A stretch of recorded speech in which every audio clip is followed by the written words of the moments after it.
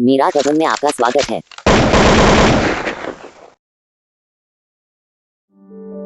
रामकिशन अपनी पत्नी माला के साथ रहा करता था। रामकिशन यूं तो आलसी था, लेकिन उसकी पत्नी माला अपने पति के आलस से परेशान थी। लेकिन अब वो खुद तो आलस नहीं कर सकती थी, इसीलिए वो खुद खेतों में जाकर काम करने का मन बनाती है। ना जाने मेरी किस्मत में यही आलसी इंसान लिखा था क्या। पूरा दिन खाट तोड़ता रहता है, खाना और फिर उसे निकालने जाना, बस यही दो काम कर रहा है। माला खेतों में काम करती हुई खुद से ये बोल रही थी कि तभी उसके पास खेतों से गुजर रही बिजली आती है और माला से कहती है, अरे रे रे रे, कितनी धूप है। और माला, तू इतनी धूप में काम कर रही है, मेरी स्किन तो इतनी धूप में झुलस जाती। मुझे तो तुझे देखकर ही तरस आ रहा है। अब क्या कर सकते हैं, तेरी तरह फैशन करके घर में रहूंगी तो मेरा घर कैसे चलेगा। तू तो जानती है ना कि मेरा पति सारा दिन आलस करता है। देख माला, मेरी बात तुझे हमेशा से बुरी लगती है, लेकिन मैं सच बोलती हूँ। अब जब अपने पति को इतना आलसी बना ही दिया है तो घर में बड़ा बड़ा खाट ही तोड़ेगा ना। देख बिजली, अच्छा होगा कि तू मेरे पति के बारे में सोचना छोड़ दे। अपने पति को देखा है कैसे पूरे दिन बस बैठा रहता है और खाता रहता है, बिल्कुल किसी जानवर की तरह जुगाली करता है। और करता ही क्या है। अजी, बेशक मेरा मर्द खाता रहता हो, लेकिन कमा कर तो लाता है ना। उसी की कमाई से तो इतना सज धज कर लाली लिपस्टिक लगाकर घूमती हूँ। जो भी कह ले तू माला, लेकिन मेरा पति तेरे पति से तो बेहतर ही है ना। इतना कहकर बिजली वहाँ से चली जाती है, लेकिन माला को बिजली की ये बात खटक जाती है। अब माला टोकरी में बैंगन तोड़कर घर पहुँचती है और घर पहुँचते ही उस टोकरी को पटक देती है। अरे अरे, क्या हो गया? इतनी गुस्से में क्यों हैं? किसी ने अपनी गाय भैंस खेत में खुली छोड़ दी क्या? गाय भैंस का तो पता नहीं, लेकिन मेरे गले में जो ये बैल बंध गया है उसका मैं क्या करूं? देखो माला, मैंने तुम्हें पहले ही मना किया था कि मुझसे ये खेती वेती नहीं होती।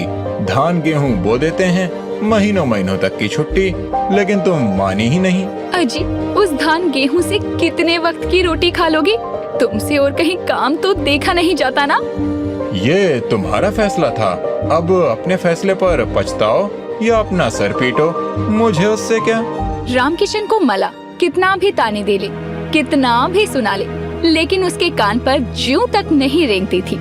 अब माला भी क्या करती, वो हार कर अपना घर चलाने के लिए काम करती है। माला सुबह घर का काम करके जाती और पूरे दिन खेत में रहने के बाद शाम को लौटकर घर आती और फिर खाना पीना बनाती। लेकिन रामकिशन पूरा दिन खर्राटे मारता रहता। अब एक रोज सुबह सुबह माला खाना बना रही होती है। अजी, सुबह हो चुकी है, अब हल्का होने जाओगी या फिर पीछे से लोटा लेकर मैं आऊं? तुम अपना काम करके खेत में क्यों नहीं जाती हो? मुझे जो करना होगा मैं कर लूँगा। माला और रामकिशन आपस में नोक-झोंक कर रहे होते हैं। तभी गांव का सेठ किरोड़ीमल रामकिशन को बाहर से आवाज लगाता है। अरे ओ रामकिशन, रामकिशन कहाँ है? जरा बाहर तो आना। अरे बाप रे, आ गया कर्जदार। जाओ देखो, अब सुबह सुबह जलील होगी तुम। माला जैसे ही बाहर जाती है, सेठ किरोड़ीमल माला को देखकर कहता है, अरे अरे, रामकिशन नहीं है क्या? मैं तो कर्ज के पैसे लेने आया हूँ। अब तो कर्ज के पैसे भी इतने हो गए हैं कि तुम ब्याज भी चुकाने लायक नहीं रहे हो। सेठ जी, जल्दी आपकी पाई पाई चुका दूंगी, बस जो सोच रखा है वो पूरा हो जाए। सोच कर तो तुम दोनों ने ये भी रखा था कि गांव में अपनी इस छोटी सी झोपड़ी की जगह महल बनाओगे, लेकिन वो सपना है, कभी पूरा नहीं हो सकता। मैं 15 दिन की मोहलत देता हूँ, मुझे अपने ब्याज के पैसे तो चाहिए ही चाहिए। जी सेठ जी, 15 दिन क्या, 1 महीने की मोहलत दे दीजिए, मैं आपका सारा पैसा उतार दूंगी। चल ठीक है, मान ली तेरी बात, लेकिन 1 महीने से एक भी दिन ज्यादा हुआ तो घर से सामान फेंकवा दूंगा। इतना कहकर वो सेठ वहाँ से चला जाता है। अब माला घर में आती है और रामकिशन से कहती है, अजी तुमसे कुछ नहीं होता और कर्जदार आकर तुम्हारी बीवी को सुना जाते हैं तो तुम्हारा खून भी नहीं उबलता क्या? मर्द के नाम पर कलंक हो तुम। ये लो मेरी चूड़ियाँ और पहन लो। तो मैं कहाँ था सब्जी की खेती करने के लिए अब तुम्हें टमाटर की खेती करने का भूत सवार है। करो जो दिल में आए, मुझे मत कहना खेत में जाने के लिए। मेरा बस चले तो तुम्हें कब का छोड़ कर चली जाऊं, लेकिन शादी के वो 7 बंधन, वो कस्में, वो वादे मुझे जाने ही नहीं देते। हाँ हाँ, अच्छी बात है, वही याद रखो। अगर तुम चली जाओगी तो मेरे खाने पर भी आफत हो जाएगी। अब माला गुस्से में खेतों की तरफ चली जाती है। इधर बिजली माला के घर से सेठ किरोड़ी मल को जाते हुए देखकर अपने पति गंगू से कहती है, जो कि प्लेट भरकर खाना लिए बैठा होता है। अजय सुनते हो, अभी अभी सेठ किरोड़ी मल माला को सुना कर गया है। कह रहा था कि माला ने उसका कर्जा नहीं उतारा है। हाँ, अजी मैं आपसे बातें कर रही हूँ और आप हैं कि सिर्फ खाने में लगी हैं।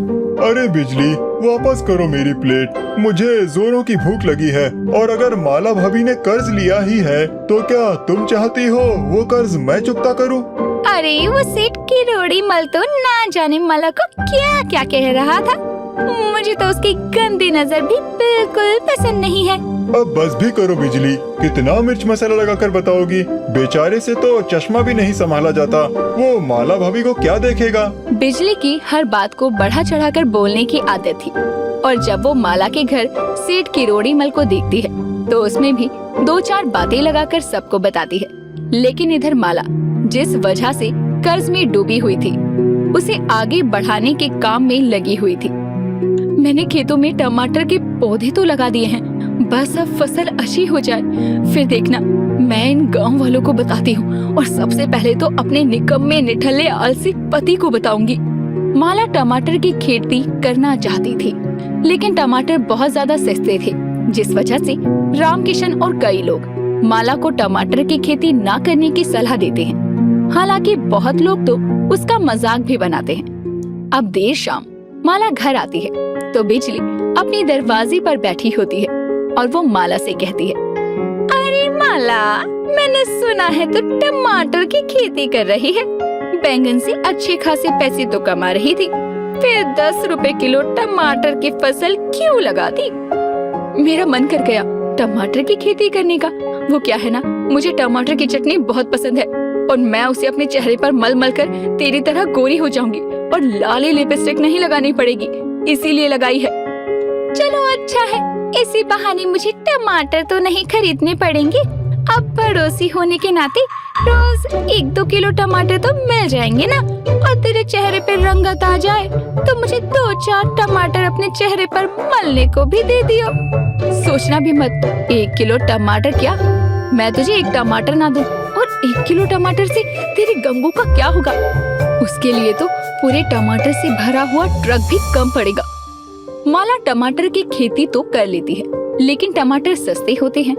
हर कोई माला का मजाक बना रहा था। इधर कुछ ही समय बाद माला की फसल बहुत अच्छी होती है, जिससे पहले बार में ही माला की अच्छी खासी कमाई हो जाती है। अरे देखो देखो, मेरी मेहनत रंग लाई। अब तो सेठ का सारा कर्जा चुका दूंगी और एक सुंदर सा घर बनवाऊंगी, जिसमें सिर्फ मैं और मैं रहूंगी। तुम्हें उस घर में आने की कोई जरूरत नहीं है। क्या बात है, तुमने तो कमाल कर दिया। वैसे इसमें से थोड़े से पैसे मुझे भी मिल जाते तो मैं तो बस कह रहा था, बाकी मर्जी तुम्हारी। अजी सोचना भी मत, अभी भी वक्त है। बिस्तर छोड़ो और मेरे साथ मेहनत करो, तो इसमें से आधे पैसे तुम्हारे। माला की फसल बहुत अच्छी होती है। गांव वाले भी माला की तरक्की से जलने लगते हैं। माला सेठ के भी सारे पैसे चुका देती है। इतना ही नहीं, पैसे देखकर अच्छे अच्छे की चाल बदल जाती है। ऐसा ही रामकिशन के साथ भी होता है।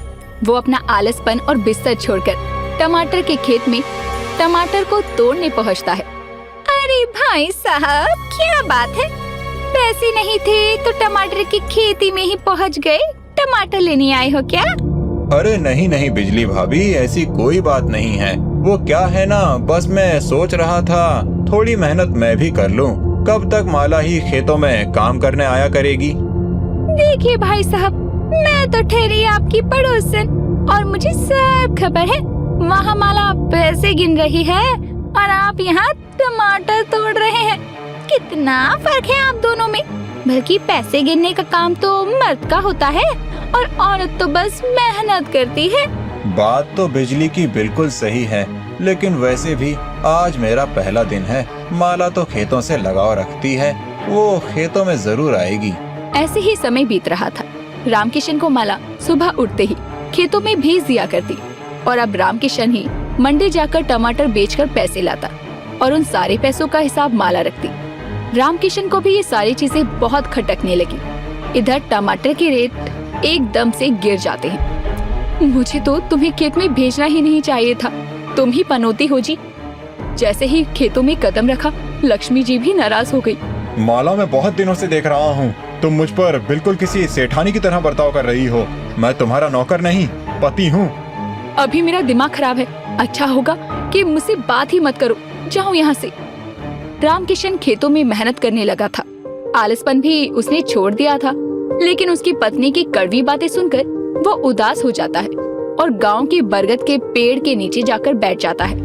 अब राजू कहीं से जा रहा था और वो रामकिशन को देखकर उसके पास आता है। बड़े दिनों बाद नजर आया है रामकिशन। सुना है आजकल तो तू खेतों में भी जाने लगा है, लेकिन कुछ ही समय पहले मैंने ये भी सुना है कि टमाटर के भाव गिर गए हैं। ये सब मेरी बीवी का किया धरा है। वो मुझे नौकर बनाना चाहती है। अब और नहीं, मुझे माला से तलाक चाहिए। अरे रामकिशन, ये तो कैसी बातें कर रहा है। बल्कि माला भाभी तो बहुत समझदार हैं। जब तू पूरे दिन खाट पर पड़ा रहता था तो वो तुझे खाना पानी और खेतों में काम करने भी आया करती थीं। पैसा सबको बदल देता है और पैसे की वजह से उसे घमंड हो गया। टमाटर की खेती करने का फैसला उसका था और जब टमाटर के भाव बढ़े तो उसका अंदाज ही बदल गया। अरे भाई, माला भाभी को अपनी गलती का एहसास हो गया है, उनको माफ कर दो। आखिर गलती तो सबसे होती है ना, क्यों बेकार में इतनी बात बढ़ा रहा है। अरे भाई, जल्दी सब सुलझाओ। मेरे समोसे की चटनी खत्म हो गई है, मुझे चटनी लेने जाना है और मैं ये चटपटा मसाला खाना भी नहीं चाहता। तुम लोग ये जल्दी सब सुलझाओ तो मैं चटनी लेने जाऊं।